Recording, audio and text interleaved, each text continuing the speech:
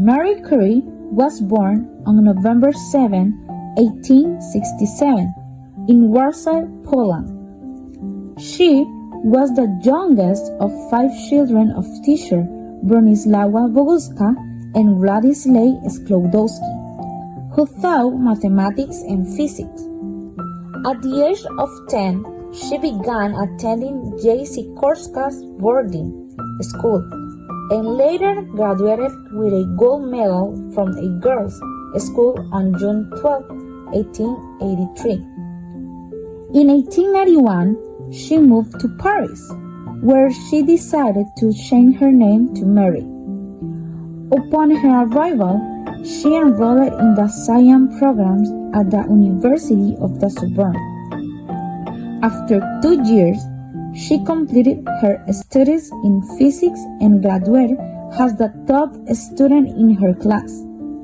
In addition to her studies, she spent her time learning and performing in an amateur theater. In 1894, Mary met Pierre Curie, with whom she shared an interest in the field of magnetism.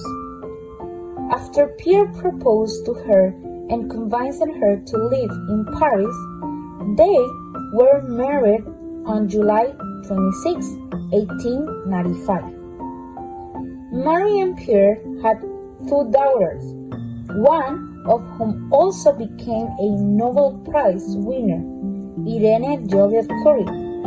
Irene and her husband Frederick received the Nobel Prize in Chemistry in 1935 for their discovery of artificial radioactivity.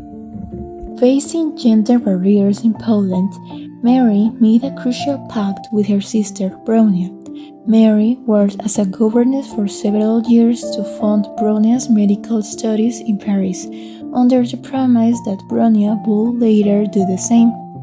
During this long sacrifice, Mary studied chemistry and physics independently.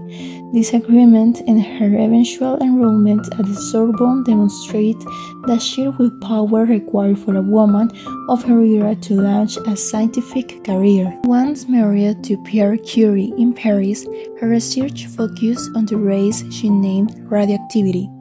Her genius shone when she found that pitch blende emitted far more radiation than expected, leading her to hypothesize about undiscovered elements. Working for years in a humble shell, that Curie's exhausting effort to process tons of mineral culminated in 1898 with the discovery of polonium and radium. These breakthroughs earned her 2 Nobel Prizes and transformed fundamental physics. The practical impact of her science emerged during World War I, realizing the need to locate shrapnel and bullets in wounded soldiers. Mary immediately developed mobile X-ray units, popularly known as the Little Curies.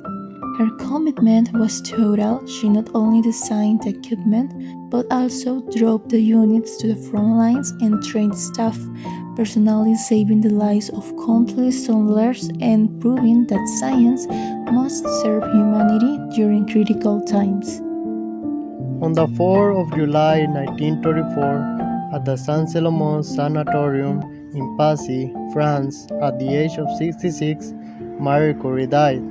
The cause of her death was given as aplastic pernicious anemia, a condition she developed after years of exposure to radiation through her work. Few persons contributed more to the general welfare of mankind and to the advancements of science than the modest, self-effacing woman whom the world knew as Madame Curie. Her epoch-making discoveries of polonium and radium, the subsequent honors that were bestowed upon her, she was the only person to receive 2 Nobel Prizes, and the fortunes that could have been hers had she wanted them did not change her mode of life. She remained a worker in the cause of science, preferring her laboratory to a great social place in the sun.